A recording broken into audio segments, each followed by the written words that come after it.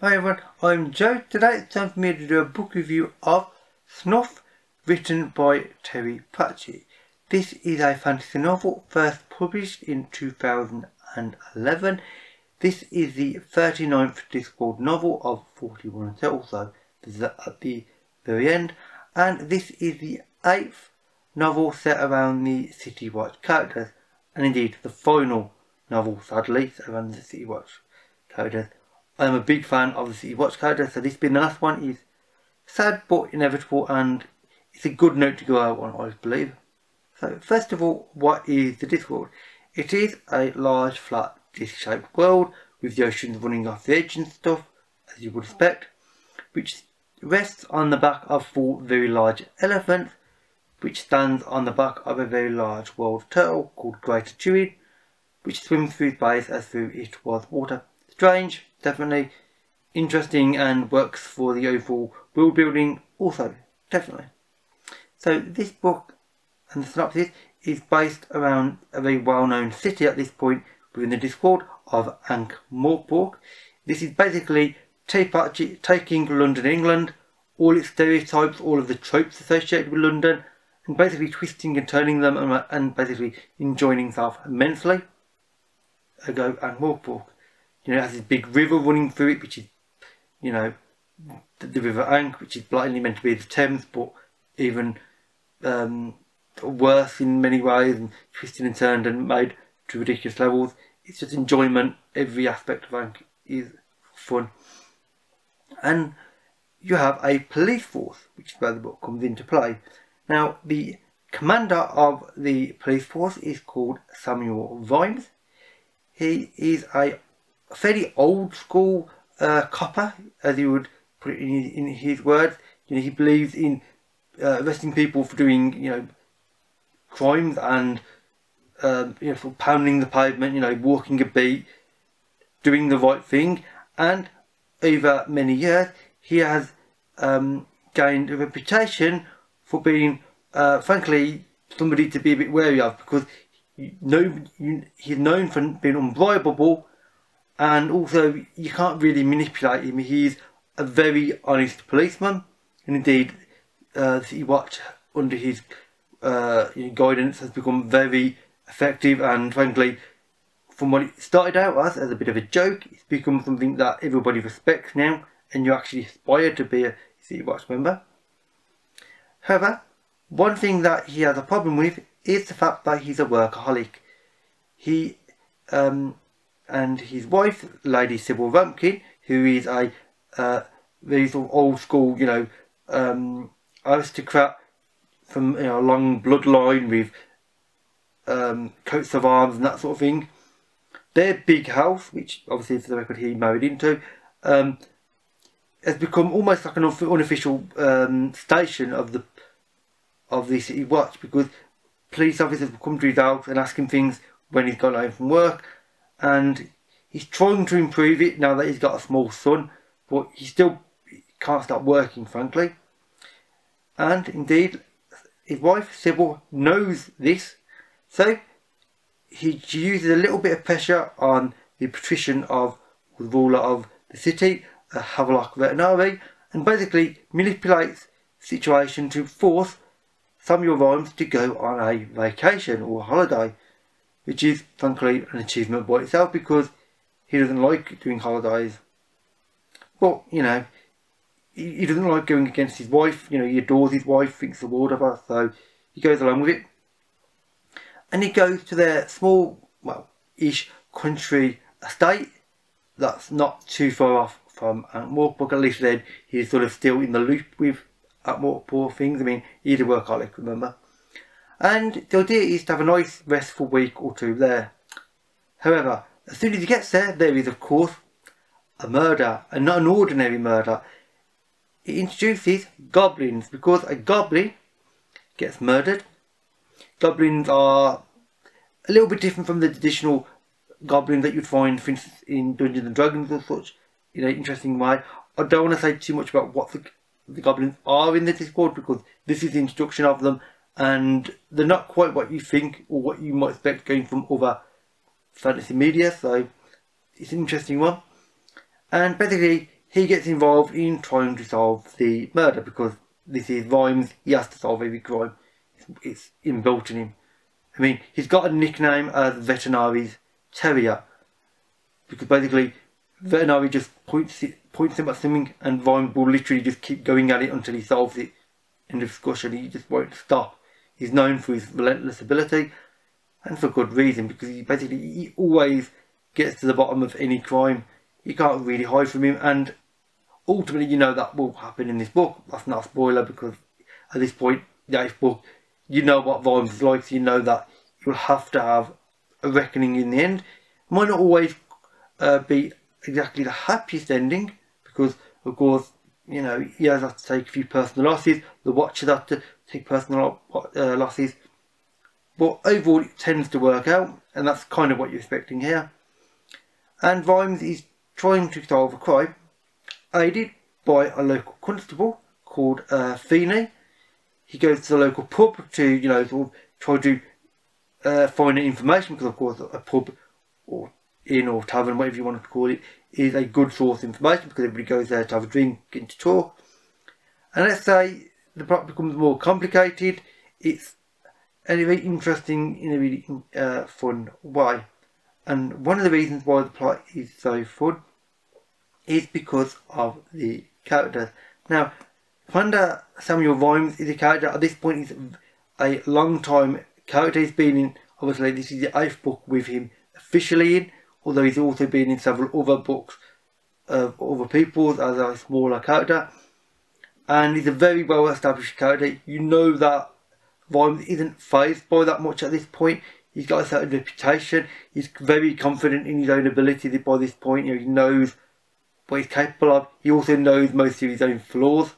So he just won't stop until he gets to the bottom of things. Everybody's aware of this. And some people, and it comes into play in this book, also know that he won't stop. So they try to manipulate the situation and therefore manipulate him for their own ends, which sometimes works, sometimes doesn't. So Vimes is a very interesting character. Obviously, in this one, you see quite a lot of his wife, because obviously they are on holiday together, Sybil Rumpkin, who is an old, you know, sort of time aristocrat, you know, this long lineage of, you know, blue blood peers and nobles with multiple titles, and incredibly wealthy as well. I mean, and therefore Vimes are immensely wealthy, the wealthiest people in the city, frankly, at this point. And they're not bothered by the money. It's not about the money. Indeed, for Vimes, obviously, he literally doesn't care about money. I mean, he came from the streets, and now he happens to be married to the richest woman in the city. It's quite an evolution for him, and indeed, that evolution is still ongoing, and it's an interesting one to see. And in this one, you see his relationship with Sybil in a really interesting way, because you see her quite a lot, more so than other books. And obviously she's evolved more at this point, because she started off as a sort of fairly minor character, and now she's become a very significant character to the City Watch books. And this is in due no small part to the fact that in this, the other City Watch characters that you're familiar with play a very insignificant role. Yes, you do see them briefly, right? Captain Carrot, Sergeant Angua, Colin, and Nobby, for instance, all these familiar names that if you've read previous books, you'll be familiar with. Their parts are very small. They're mostly back in the city, so with little interactions with Vimes sometimes, but insignificant. So it's an interesting one. There's a City Watch novel with a very specific focus around Vimes, and Vimes taking the City Watch into this countryside area and meeting the Chief Constable Feeney and his mother. He still lives with the mother and thinks the world of her. Constable Feeney is an interesting one. He's learnt to be a copper, as obviously Vimes always says, in a very particular way. He's in a countryside, but he is also a good copper. It's just nothing very much happened in the area until now. So he's had by Vimes' estimation, he's had a bit of an easy time of it. So this starts to change him, and he affects Vimes as well, which is really important to say. and they affect each other by the crime and indeed by the goblins. There are several goblin characters, I'm not going to name them because I think it's fun to find out for yourself, but they have an interesting relationship with Vimes, Feeney, Lady Sybil Rampkin and the rest, and it creates a very interesting dynamic, let's say, and it really does create something quite remarkable overall. And another thing that's remarkable about the book is the fact that this is a city watch novel about the city of thoughts. Yes, they're not far from Ankh-Morpork book, but they're not actually in it. This is a small countryside village. They've got their big country house. They've got the cave systems where the goblins happen to live. They've got, you know, obviously lots of little forests and hills and, you know, stereotypical sort of, you know, English countryside pretty much is to what this is. Pratchett has fun with that, and you get the impression that this is almost like him being sarcastic about ideas of, you know, various murder mystery programs, shows that have been on British TV over the years, and he's just enjoying himself with them immensely, which he blatantly is. And it's just a really interesting environment because you have the big established city and then you have this small countryside, and sometimes the differences and the similarities are surprising. Let's say you get to know this little countryside area, and in a way that you wouldn't have expected from just a single book. I mean, this is the first time we've been there, and it's one that I think is really quite powerful and really worth reading, if nothing else, for that alone. There is a lot more to it. And indeed, the idea of, you know, this small countryside area where they are versus the city, which is not far away, brings in one of the main ideas or themes in the book, and that is basically the idea of countryside needs versus city needs, because of course that exists in our world. You've got the big urban cities, indeed the capitals of, as far as I'm aware, every major country on the planet is generally a very large urban city, often ocean bound but not always, and you have that thing of, you know, what is best for the country is what is best for generally the capital, the big city. You know, London being obviously such a large population, and obviously being a largest portion of the UK population, what is best for London is best for the UK apparently. But we know that's not true. Every country knows that just because it works for the capital doesn't mean that it will work for the rest of the country. And indeed, more rural or countryside areas often get, you know, a pretty raw deal sometimes, because the needs of cities are very different from the needs of countryside, and it discusses this in a really interesting fashion. Obviously, because, you know, you've got Vimes with country, who is a city boy going to the countryside, but he has no fear of the countryside. He's not like this naive city boy who's, you know, doesn't know what he's doing. He's obviously at this point, you know, he's slightly older now. He's got a family, you know, child, so he's very confident in himself. He's got no self-esteem issues, frankly, which he might have had in the early days.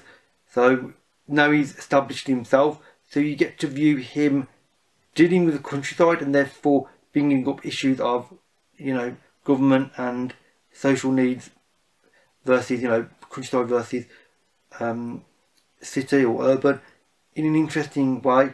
And it's one that Pratchett has discussed a little bit in other books, but this is a very large point, and one that I think is well worth discussing, and Pratchett discusses as well.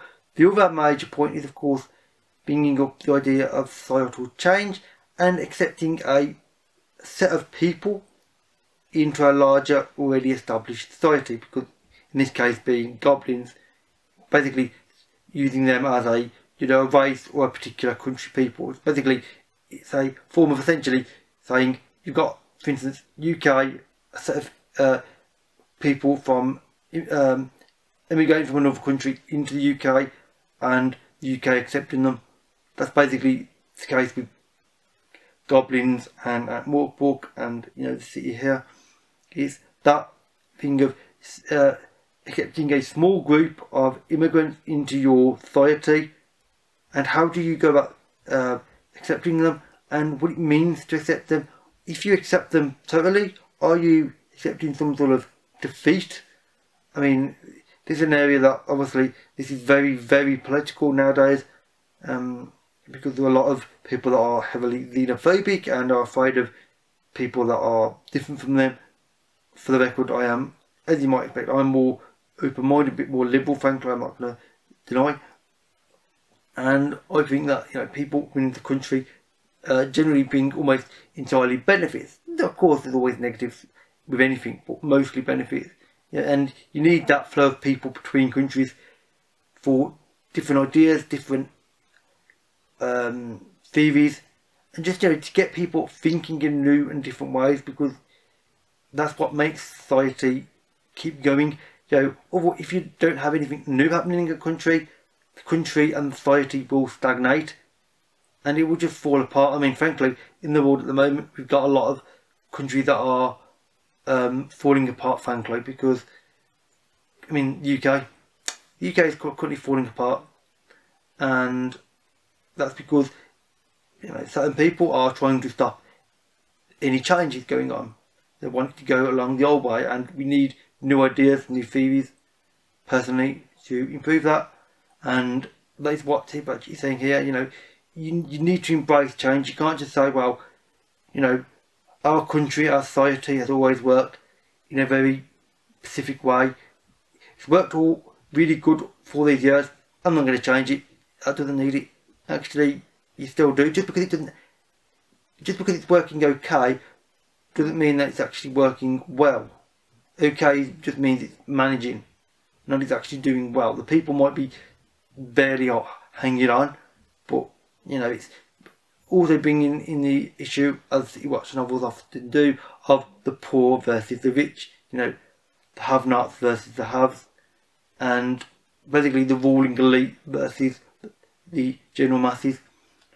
All these are interesting topics, ones that he discusses well. And overall, I mean, I could talk about this book for a lot longer than this. I mean, this is actually quite a long talk for me on this particular subject. I feel quite a lot about it, and indeed I've got a lot of thoughts about it, but I won't go on too much more now. But suffice to say that this is a really fun and deep book. Some really interesting and thoughtful ideas, as I've said, with great characters, a great location, a great plot line, and overall I would heavily recommend this Discord book, although not as your first Discord, and indeed definitely not as your first City Watch novel. This will be very strange if you were to read this and then you decided that you liked City Watch novels and you wanted to read more of them. It would be very strange, as this is the last of them. So I would start with an earlier City Watch novel at least, and, you know, see how the characters evolve, and how Vimes in particular, his evolution from the very first City Watch novel to the last one is remarkable, and I would recommend it. Anyway, with that said, that is it for this review. So if you've read this or you would like to, then please leave a comment and we can have a talk about it. If you'd like to know more, then again leave a comment and I'll try to answer to the best of my ability. All my social media links, as well as a link to this book and Goodreads, can be found in the description box below. And with that said, that is it for this video. So thank you for watching, and I'll see you another day. Bye for now.